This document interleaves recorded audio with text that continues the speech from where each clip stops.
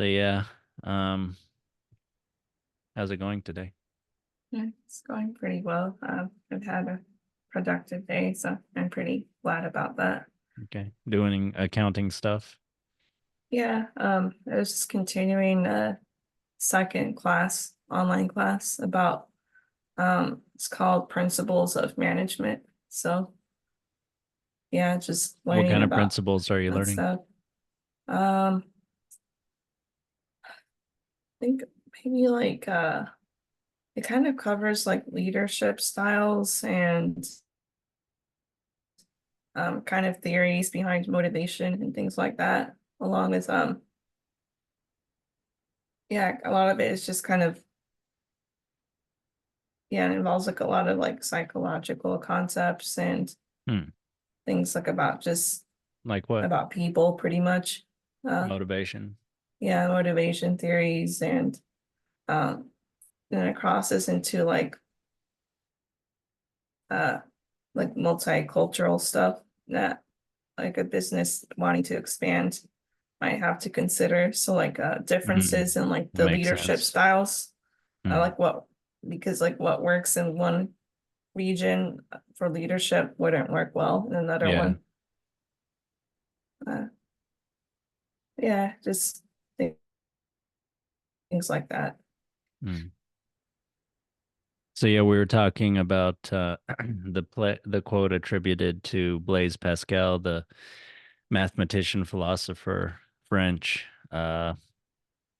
Well, the sort of, I guess, paraphrase of his there is a God-shaped hole in every human heart.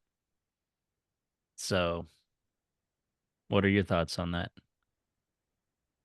Well, my first thoughts was that it's saying that every person kind of has an inherent kind of yearning, I think, for something greater, uh, or to be part of something greater.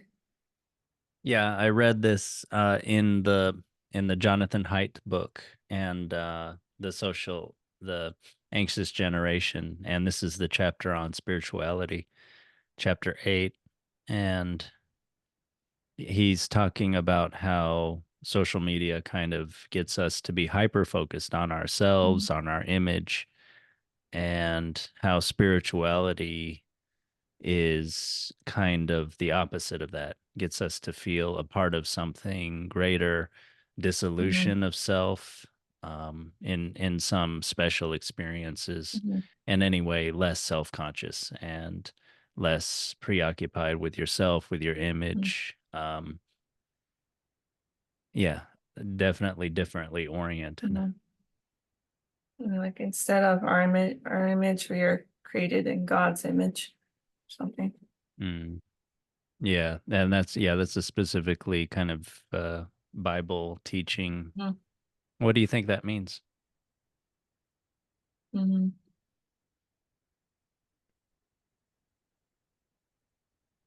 No, I feel like it's kind of saying that,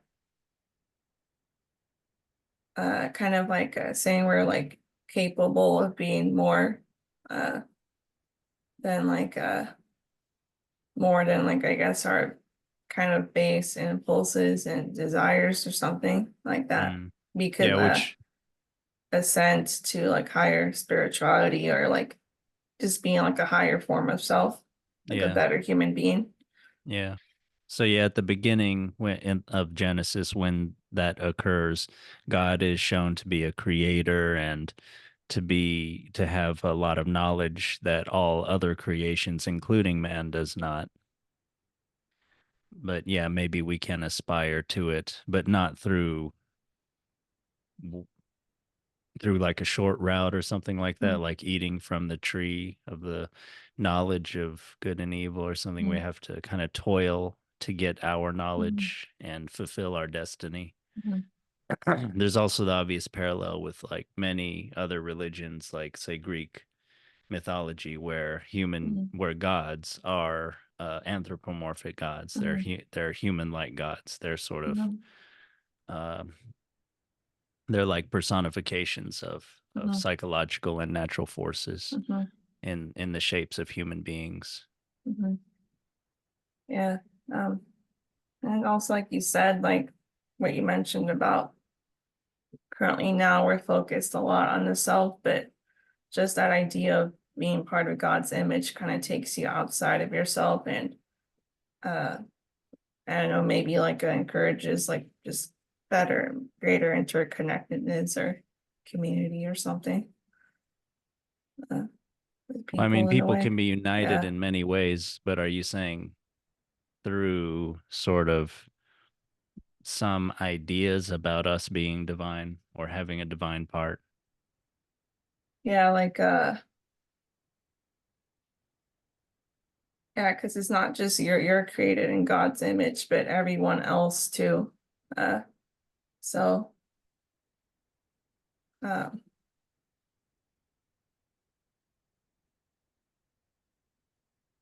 yeah, I don't know, but I just had this kind of idea that it's kind of taking the focus away from yourself, like outside. Everybody I'm else not is in sure. some is godlike in some way, so that Yeah. would maybe inspire you to take them seriously and to think of them Maybe highly, yeah, or just kind of encouraged you to like seek each other or something. seek each other. Yeah. And yeah, and maybe the ways in which we interact, which are often partially with like sort of desires, we, since we're also godlike, we should also kind of not be animalistic in the way we sort Mm, of fulfill those desires for food, sex, status, safety. We have to be better than animals, or we follow rules, or some kind of divine guidance. We follow wisdom.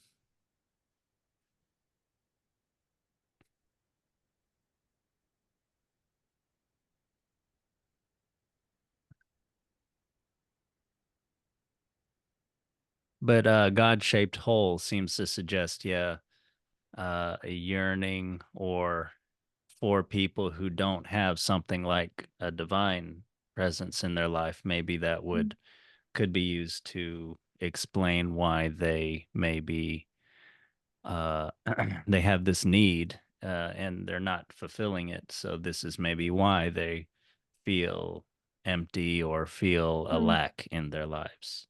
mhm. But do you feel like that? I mean, you're sort of like I mean, you have a religious background, but you don't really practice very much, right? Yeah.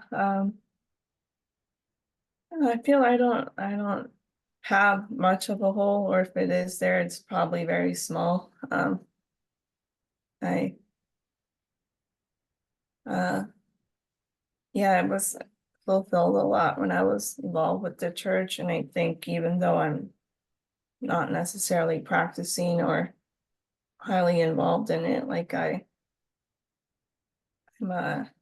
I don't know, I feel like kind of satisfied or something, or already feel maybe some kind of connection As your hole is or filled. something.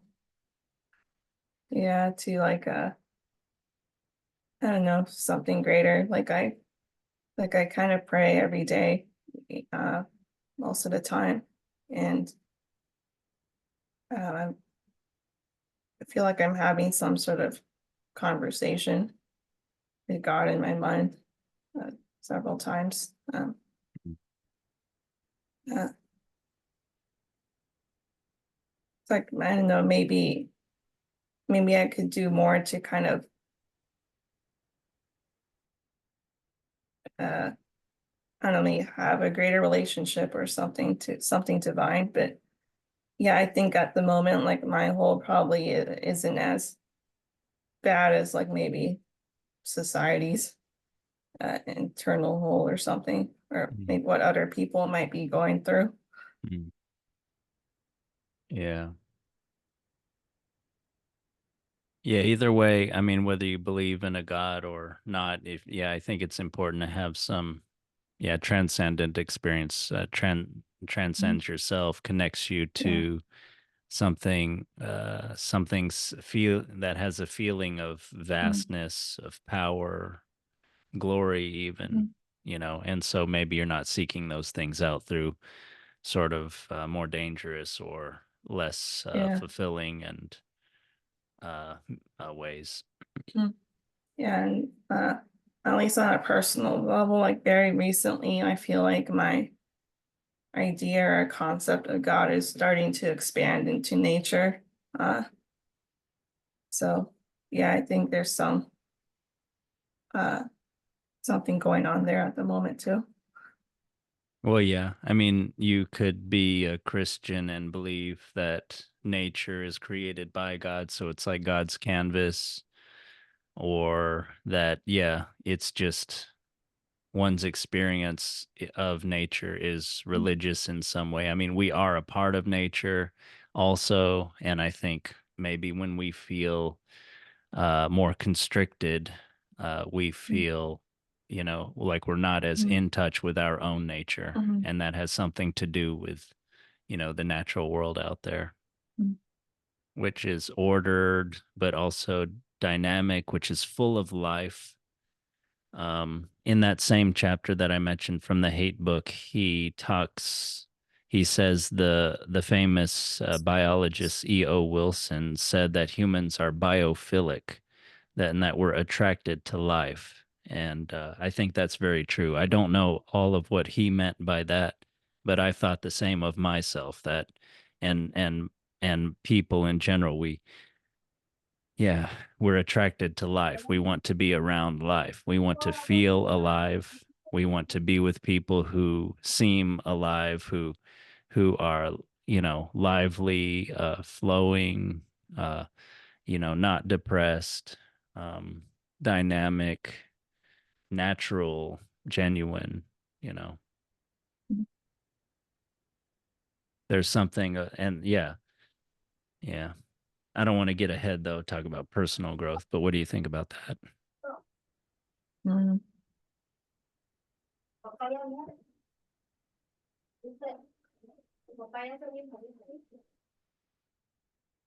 Yeah, like I you actually hadn't heard about that idea of us like being biophilic, and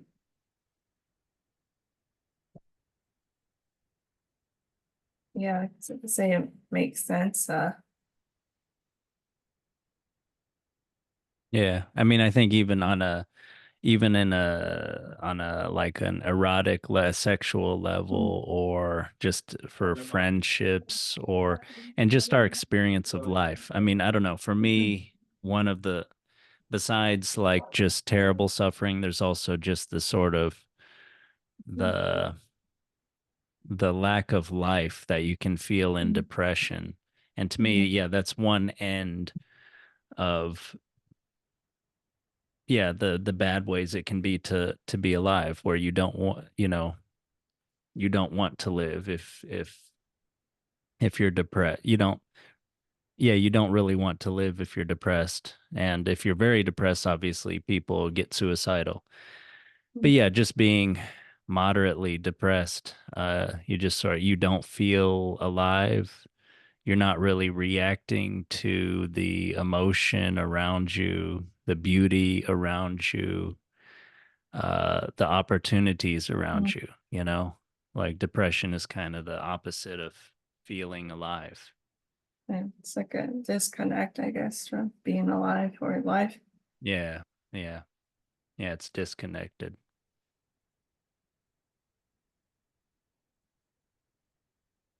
It's interesting. Depression used to be called melancholia, and that I think had a technical meaning in the ancient world, in their medical way of thinking, in that you were characterized by black bile. But melancholia was a little bit different, I think, at least way back when, like in the ancient times. I just read about this a little bit. I don't know that much about it, but um, I believe, yeah, it was associated with actually having potential, um, which kind of makes sense to me. It's like this waiting period before something dramatic is going to happen, and where you'll need to marshal all your resources. So the body is kind of like resting. But in a broader way, yeah, melancholic people are said to sort of be more unstable in temperament, but to have more gifts in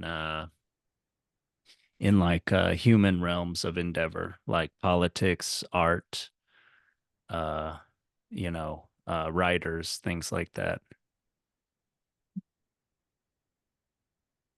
But that's different than a depression, which is just sort of, yeah, colorless.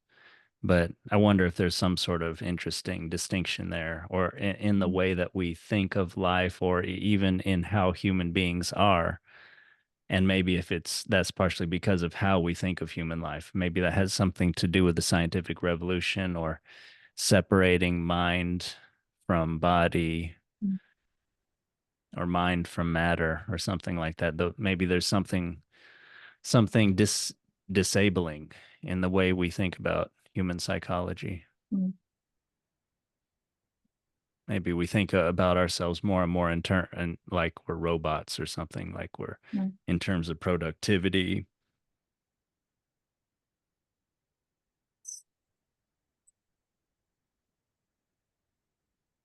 But I do think there's a place for embrace of, yeah, and embrace or understanding of more negative emotions and instability and things. I'm not, obviously that can be taken too far in a stupid way or something, but I just mean in terms of, yeah, human potential, human growth. But do you have any thoughts on this? Mhm.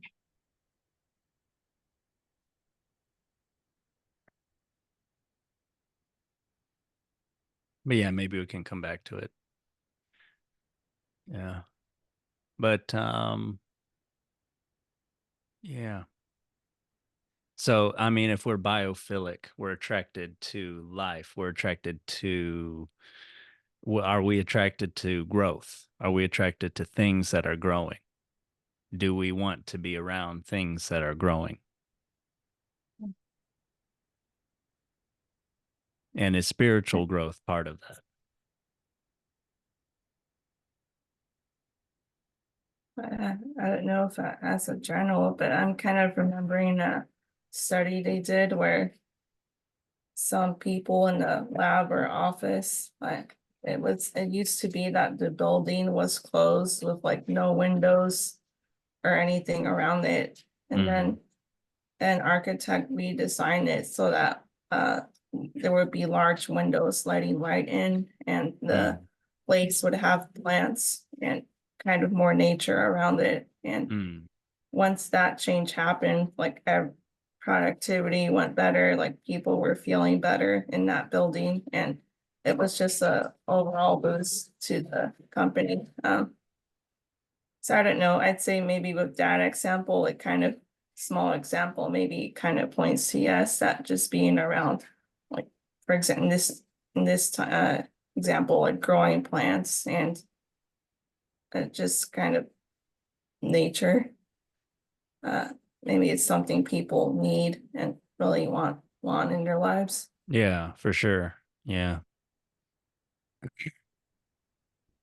Yeah, he talks about how in the book, in the Anxious Generation, how going on nature walks is one of the best things you Mhm. can do, for one of the Mhm. surest ways, I guess, to start to get a feeling Mhm. of connection with divine connection, or what Mhm. you want to call it, and reduction of anxiety. Mhm. Gets you more. He says there's sort of two modes, uh, discovery mode and defensive mode, and those are somewhat self-explanatory. Mhm. And um, in a lot of young people are anxious now. He teaches a lot of Gen Z people who Mhm. have anxiety, and yeah, he says doing the nature walks helps to reduce anxiety a lot and give Mhm. people feelings of well-being. Mhm. It's one of the best ways. Yeah. And like it's defensive mode, kind of like an isolating kind of mode. Yeah, I think so. You're Oh, wary okay. of your environment and other people. Yeah. You're more constricted in your way of interpreting what other people are about. Oh, okay. And I could see how our habits now are very defensive, our lifestyle habits, just being Yeah, indoors more, being on the internet more, playing that's games, right. which And Gen then Z being on does a lot. yeah, and then being on social media, there's a lot of defensiveness, a lot of attacking, you know. Mm. Yeah, and I think social media kind of emphasizes the dangers of the outside a lot. Yeah. So then people are maybe more scared to come out. Yeah. Yeah. Yeah. Yeah. It seems like I see on Netflix there's tons of true crime, and I feel like watching too much of that can get you really can get you more, Yeah. defensive, even to the point of paranoia.